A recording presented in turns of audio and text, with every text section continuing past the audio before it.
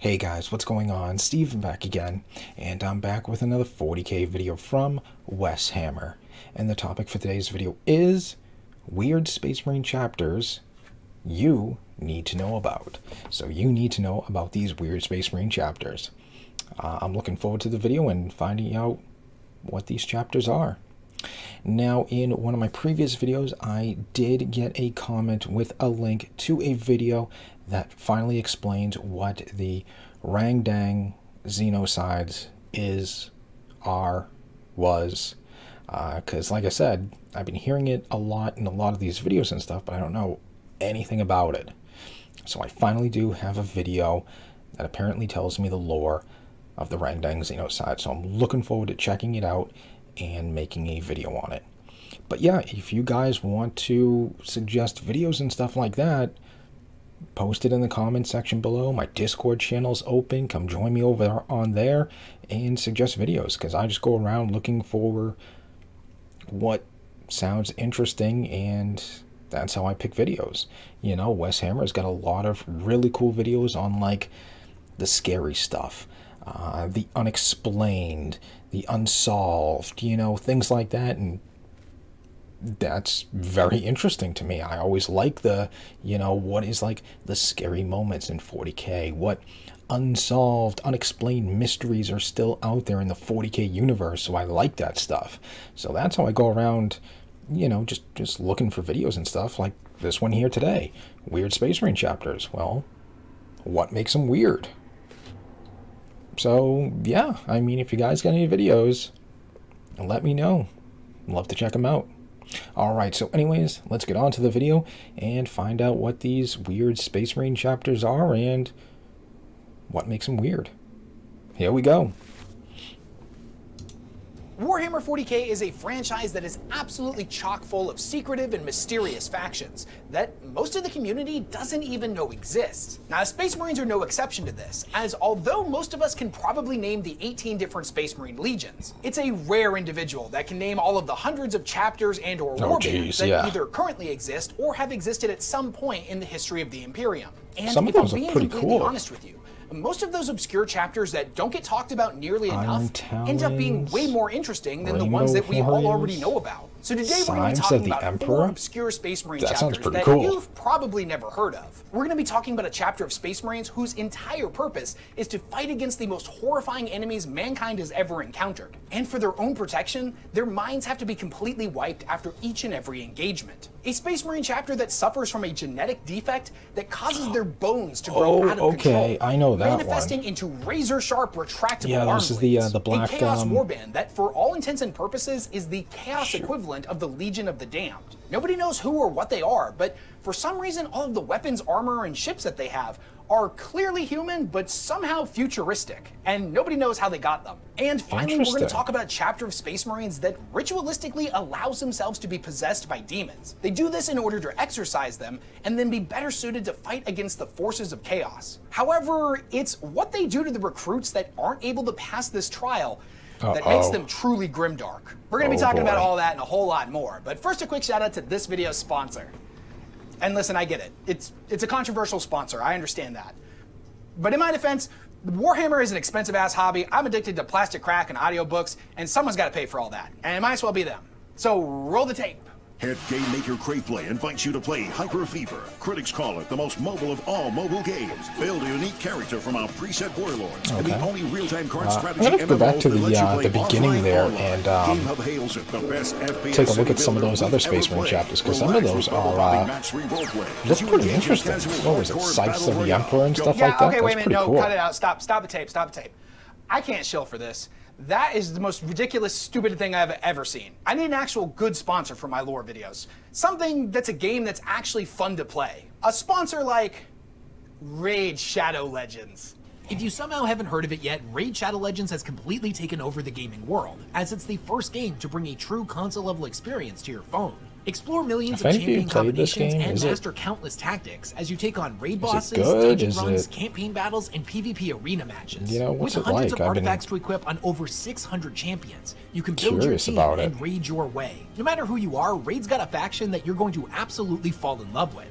even for someone like me who is super picky and can never really decide if I like beastmen, lizardmen, or the undead more, as Raid has all 3 of them and lets me mix and match as much as I want to get the perfect squad. The big news in Raid this month is Call of the Arbiter, which is going to be super hot. Raid Shadow Legends itself is getting updated with a load of cool new content related to the limited series. We're talking new champions, an artifact set, events, and a whole lot more. There's even a whole load of champion bios that have just been added to the game. So if you're someone like me who's obsessed with lore, this is going to be big. With all of this exciting stuff and more coming to Raid, if you haven't started playing yet, then what are you waiting for? Use my link in the description or scan my QR code here on the screen to get insane bonuses. We're talking an epic champion Drake, as well as 4 energy refills, a skill tome, and an XP booster. All of this amazing stuff will be waiting for you right here. So just hit the link in the description and I'll see you on the battlefield. Big thanks to Raid Shadow Legends for sponsoring this video.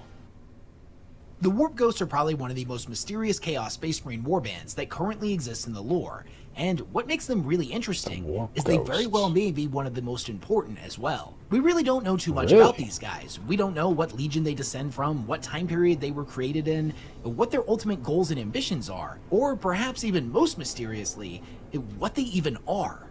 Nothing about them seems to make sense, and the best source that we have on them comes from a strange encounter during the Black Legion novel by Aaron Dembski-Bowden. I don't want to spend too much time in this video giving an entire summary of the book, so all you need to know is that this takes place before the first Black Crusade, and Abaddon and his Black Legion are for the very first time attempting to break free from the Eye of Terror back into real space. They're not alone in their endeavor, as there is a warlord of the Death Guard, known as Derevak, that is attempting to do the same thing. Derevak's fleet, by comparison, is vastly more powerful than Abaddon's.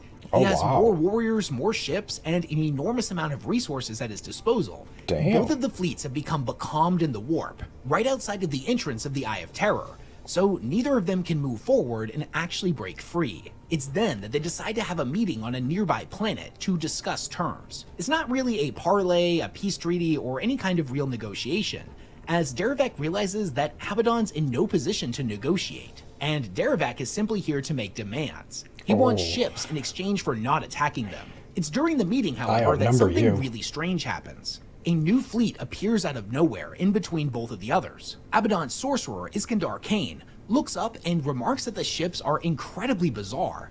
They don't really seem to make a lot of sense. They have enough in common with other Imperial ships that they are very clearly of human origin, but none of them are able to recognize what exact pattern they are. They're not from the present, and they're not even from the Horus Heresy era. They're clearly much more advanced and almost futuristic. One by one, every ship in both of the Chaos fleets reports that they have suddenly been boarded, which should be impossible, or at least it will require a full-scale assault. But on each and every one of them, a single lone Space Marine in gray armor with no recognizable symbols has appeared out of nowhere.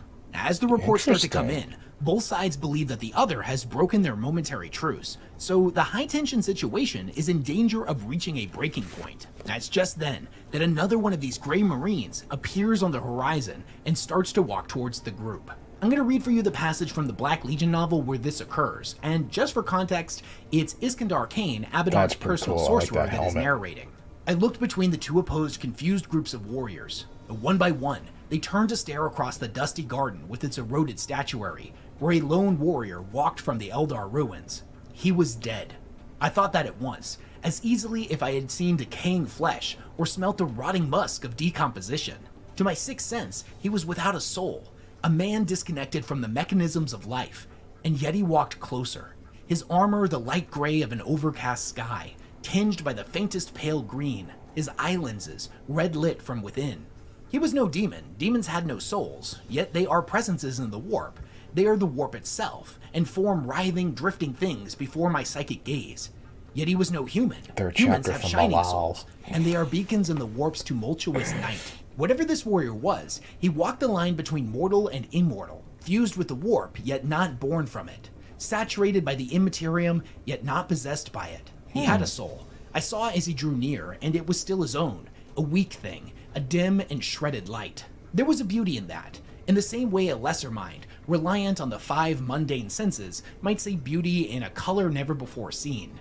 Here before me was a kind of entity I had never believed possible, taking the form of a brother legionary. What legion or chapter had sired him, I could not say. His armor was of a mark unknown to me then, not even matching the Interesting. newer suits of Aquila pattern battleplate that I had seen aboard the Black Templar's vessel. The Grey Warrior turned his helmed head to each in turn, showing no favor either way. The voice that emerged from his helmet grill was deep, though not unusually so for a legionary, and his words were preceded by a click of vox projection, just as any of our voices were. I am Seronus. Within his words, I heard the telltale flow of respiration. He was dead to my sixth sense, yet alive to all others. My fascination deepened. Had he been one of us before undergoing these changes? Was he still one of us, but with mutations of the soul that set him apart? The icon in his pauldron was not one I recognized, but it was nevertheless gravid with symbolism. Two That is a skulls set pretty within cool, an 8-spiked disc, one looking to the left and That's the a pretty other to cool the icon. right. An inscription ringed the staring skulls, cast in dark silver, and written in an unfamiliar dialect of High Gothic, in Abysso Talimus Eniabus Dominatus. The exact translation evaded me, but I could make out its meaning. We bear the souls of the damned through the depths. The conversation that plays out here is admittedly cryptic and mysterious. Now, basically every question that Derevek asks is met with the same line over and over. You speak irrelevancies. How did you reach us undetected? Where do your loyalties lie? Etc., etc. Eventually Abaddon asks if they will guide them out of the storm, and that gets the warrior's attention. He says that they will if they are willing to meet their price. Seronos reveals that him and the other Warp Ghost's main purpose is to guide other ships out of the Eye of Terror. And what's So important to remember here mercenaries. is at this point in the timeline, the first Black Crusade has yet to happen. No Chaos fleet has ever been able to successfully break free from the Eye Chaos of Terror. mercenaries? But apparently the Warp Ghosts have already mastered this ability and are able to assist others in the process. Seronos asks both sides what they are willing to sacrifice, and the Death Guard leader, who is like a fat, greedy king, tells him that he will give him whatever he wants. Ships, slaves, weapons, it didn't matter. Probably not He was a good so answer. confident in his ability to utterly destroy the fledgling Black Legion that he would take them from his enemies and give them to the newcomers. Seronos acknowledges this and then turns to Abaddon and asks him the same question. After consulting with his sorcerer, Abaddon realizes that a sacrifice means nothing unless the individual is truly giving up something of value. A sacrifice was meant to hurt you. Giving something meaningless or something taken from another was just an offering. He speaks his offering to Seronos, and after hearing his words, 50 more legionaries of the Warp Ghosts materialize out of nowhere. They point their guns at Derevek, telling him that his offer had been refused, and that they would be assisting Abaddon in the Black Legion. We don't get to see what that sacrifice is until later in the book, but it's revealed that Abaddon was willing to give them bodies, flesh, living beings, and specifically those of Psychers within the Black Legion and the Psyker children of the fleet's human slaves. It is believed that whatever the Warp Ghosts actually are, they do not have bodies of their own and must inhabit living flesh that will eventually rot and decay. Thus, they need a steady supply of other psychically gifted individuals with which to bond with. The White Seer, Interesting. Asher Kai, being one of the sorcerers that willingly agrees to go with Seronos and the Warp Ghosts. And mysteriously enough, although it's not directly confirmed here, it's heavily implied that Seronos was actually the future self of Asher Kai. To this day, we still don't have a very clear picture Really? of what exactly the Warp Ghosts are, just that they're a mysterious spectral chaos warband that exists somewhere between life and death, and has been instrumental in escorting chaos fleets out of the Eye of Terror. Whatever their ultimate goal is still remains a mystery, but if it hadn't been for them, then the Black Crusades could never have happened. Although the exact nature of the Warp Ghost is still unclear, the true nature of another chapter known as the Black Dragons is much more glaringly Black obvious, Dragons, okay, and yeah, it's one the the Inquisition bone. is not happy about. Mutation is something the Imperium doesn't tend to look on fondly, and when it comes to the Space Marines, random mutation is something normally reserved for members of the Traitor Legions that have had prolonged exposure to the corrupting influence of the Warp. However, this is not always the case, and in fact, the Loyalist chapter known as the Black Dragons, a successor of the Salamanders created during the cursed 21st Kind of a founding, shame, 'cause they're is probably perhaps the best extremely example loyal, of a but the mutant legion of Imperium's Space just like- Marines that has remained vehemently loyal to the Imperium. Yeah. Although technically not all members of the chapter share these mutations, and many of them are indistinguishable from other salamanders, some of which not even so sharing not their all of them characteristic have it. jet black skin. Okay. A large percentage of them suffer from a defect in one of their implants known as the osmedulla, an organ that secretes hormones that affect the ossification of a Space Marine skeletal system and aid in the forming of new bone growth. During their development, this thing drastically alters the way in which an Astartes' bones grow, causing them to increase in size and strength, as well as fusing their ribcage into a solid bulletproof mass of interlocking plates. In the Black Dragons, Damn. however, the implant has gone completely berserk, Not only has it caused many of their members to grow to a size much larger than a typical Space Marine with far denser bones, but most peculiar of all, the organ seemingly doesn't know where to stop. The bones just keep on developing, becoming most visible in the form of outgrowths in the Marine's skull, and long bladed bones that jut out of their forearms. Bone blades that for many of the Black Dragons are actually retractable. A lot of their members even sport other dragon-like features, such as elongated fangs and black scaly skin. The inside of their mouth is also said to be completely black, I can kind of see including like their lips and inner cheeks, while also sporting a tongue that chaosy, into a point like a lizard's. I can understand the little afflicted with such mutation are formed together in assault teams known as dragon claws. They sharpen their bone blades to a killing edge, and then sheathe them in adamantium to turn them into incredibly deadly close combat weapons. Wolverine. The reality of the Black Dragons is actually pretty sad, as many chapters refuse to fight alongside them due to their obvious signs of mutation. And it should go without saying that the Inquisition is definitely not fans of the chapter. Yeah, that's kind of sad, you know. Kind of feel bad for them, because being probably an extremely loyal chapter like that, you know, just kind of getting like the little side-eye look, because, you know, we just got, you know, this defect with just bones growing out, and, you know, it's not our fault, you know. I mean, I can see, you know, you got the horns and stuff coming out of your head, and you'd be like, yeah, you kind of look a lot like the Chaos we're fighting right now, you know, a little, you know, but it's kind of a shame, you know, like, nobody wants to fight with them just because the way they look and stuff, but yeah, I'm sure they're probably extremely loyal, you know. They stretch their tolerance for mutation nearly to a breaking point. All Space Marine chapters are required to submit a tithe of their gene seed to the Adeptus Mechanicus. Most often this serves as an emergency backup if a chapter ever takes devastating losses and is on the brink of extinction, whereas it also serves a more practical purpose in that the Mechanicus can monitor the genetic health of the chapter as well as screen for corruption. Now here's the weird thing about the Black Dragons. Despite their obvious mutation and their reluctance to hand over any genetic samples, without fail, every single time they have ever submitted their gene seed, it has passed every single genetic purity test the Mechanicus can throw at it. From the perspective of somebody just analyzing the data, there is no corruption or mutation at all within the Black Dragons. Which obviously doesn't make sense, considering they have giant bone blades growing out of their arms and horns sprouting out of their head. Then. So what exactly is going on here?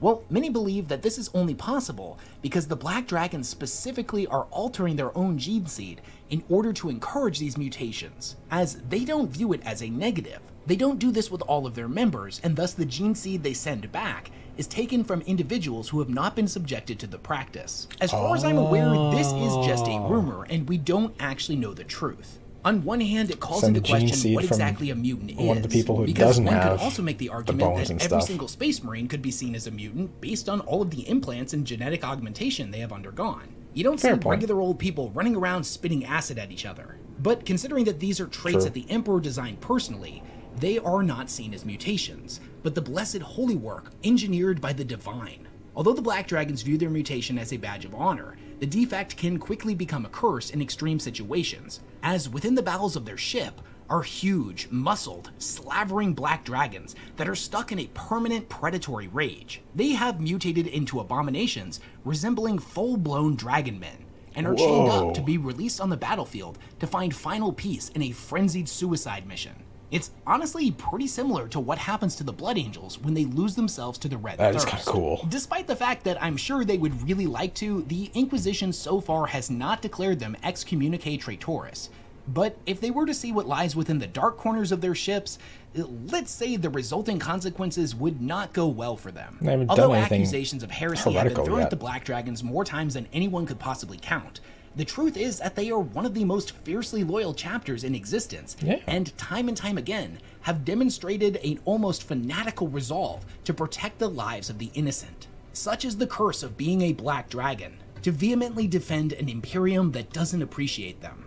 If the Black Dragons are a chapter that is hated and feared by the Inquisition, then the Red Hunters fall on the completely opposite end of the spectrum. They are a chapter that is believed to have been made in the 31st millennium during the Second Founding. But other than that, pretty much everything about their lineage is unknown. We don't know how many of them there are, what legion they are descended from, or even where their fortress monastery is located. When we think of Space Marines and the Inquisition, we often gravitate towards the Grey Knights working alongside the Ordo Malleus, or the Death Watch working with Ordo Xenos. In both of those cases, however, those chapters are their own unique entities with goals and ambition that just often coincide with the Inquisition. Thus, they frequently work together and are often honor-bound to serve the Inquisition when they call for them. The Red Hunters, on the other hand, seemingly exist solely to be a tool of high-ranking inquisitorial lords. It's believed that they were originally created right after the Horus Heresy, with the primary objective of hunting down and destroying the traitor legions, and over time, the chapter itself has come to be almost synonymous with the Inquisition,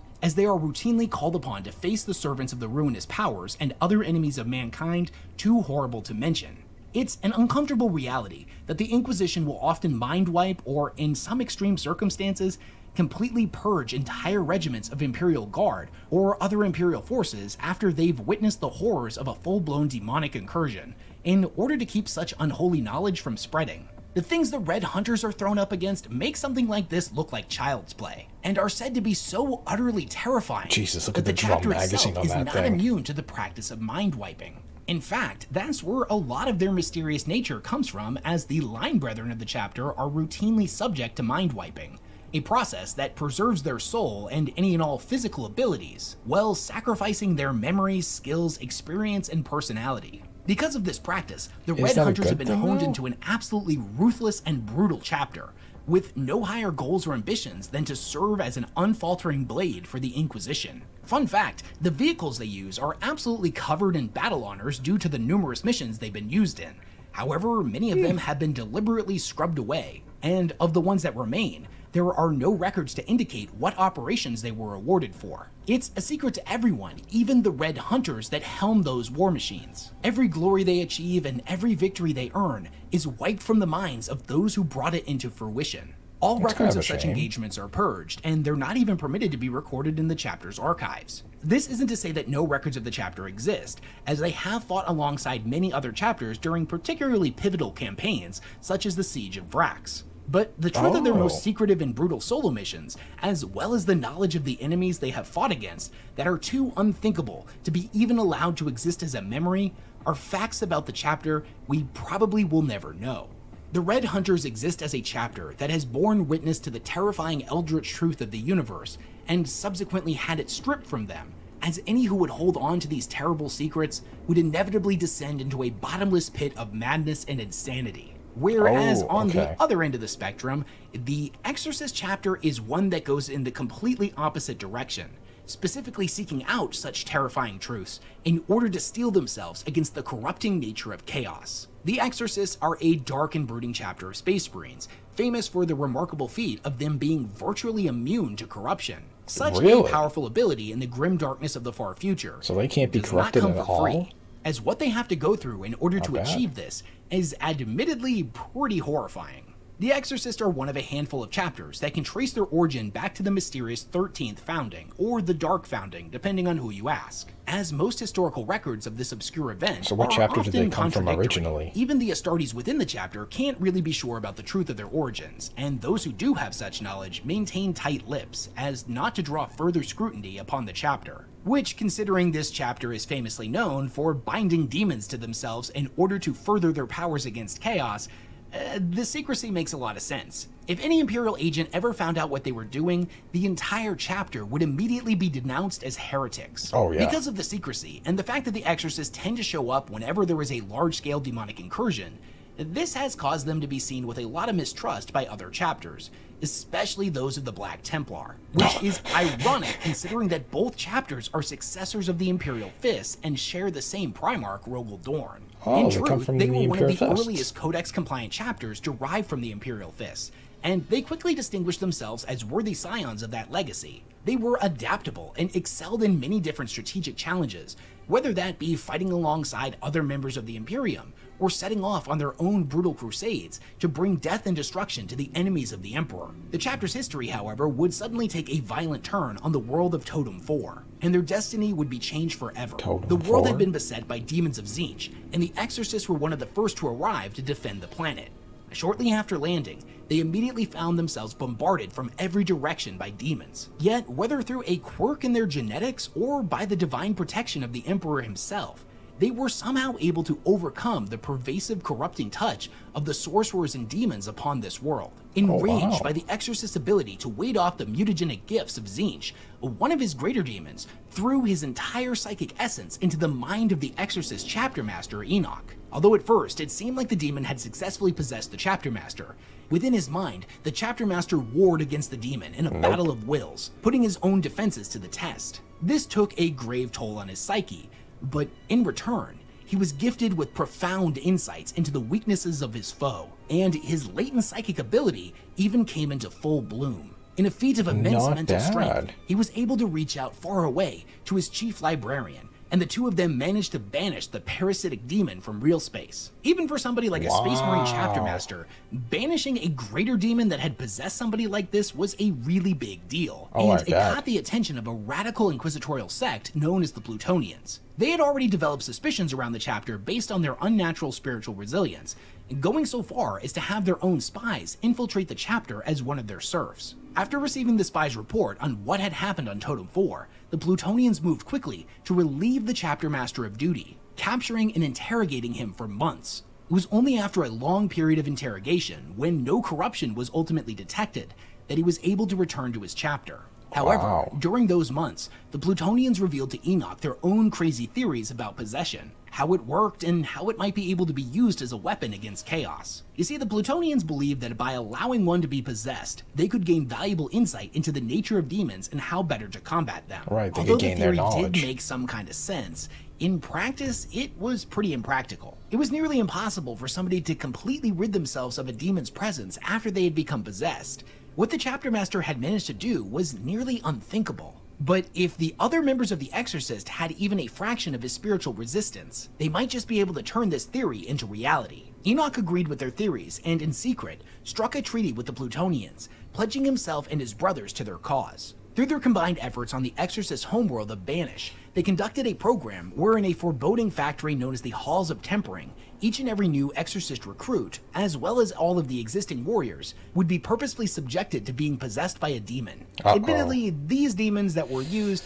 were not quite on the same level as the one that had possessed the chapter master, but they were still incredibly powerful in their own right. Now, after the possession was allowed to take place, the Inquisitors would monitor the situation carefully, before eventually driving the demon out and returning the host to the chapter for recovery and reflection. This is a practice that continues to this day, and most Exorcist recruits are forced to banish the demon on their own. Those who are able to emerge triumphantly from this incredibly disturbing trial are rendered somehow even more fearless and resilient to demonic corruption. The possession gives each battle brother their own personal revelation into the nature of demon kind, which will serve them in all future engagements against the ruinous powers. We don't know the full extent of what the procedure does to any member of the Exorcist, but they maintain a stony silence on all matters of chapter training and tradition.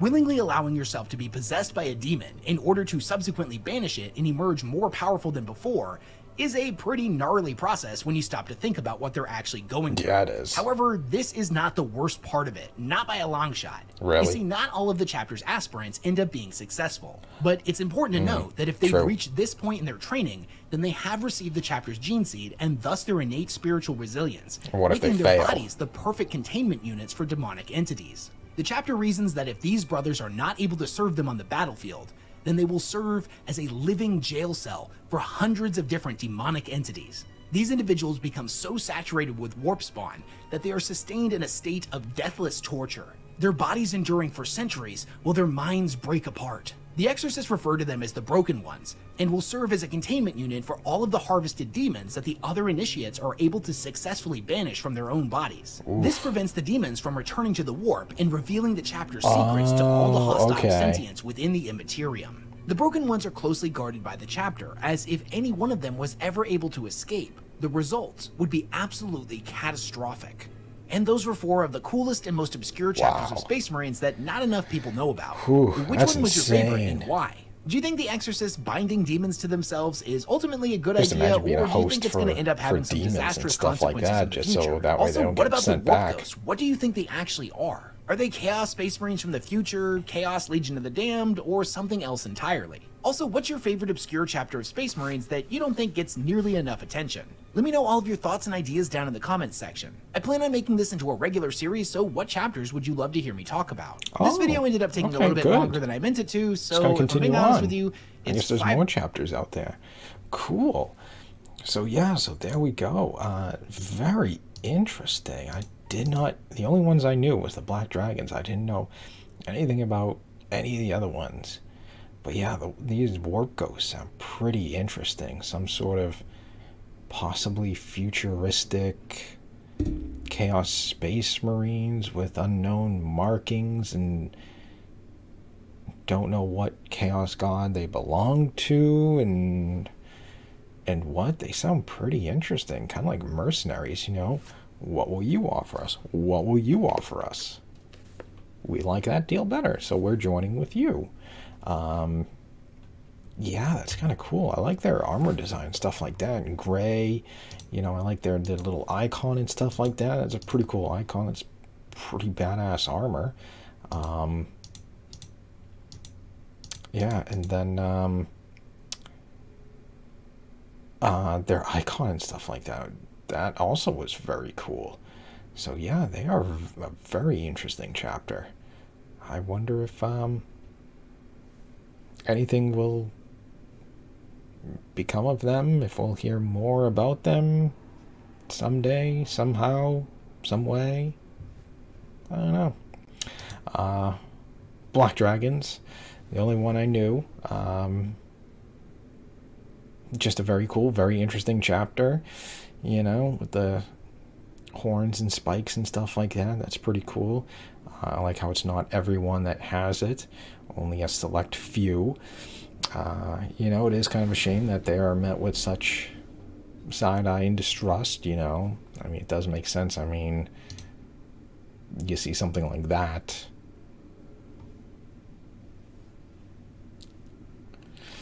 No, I'm good. I'm going to stay over here, you know.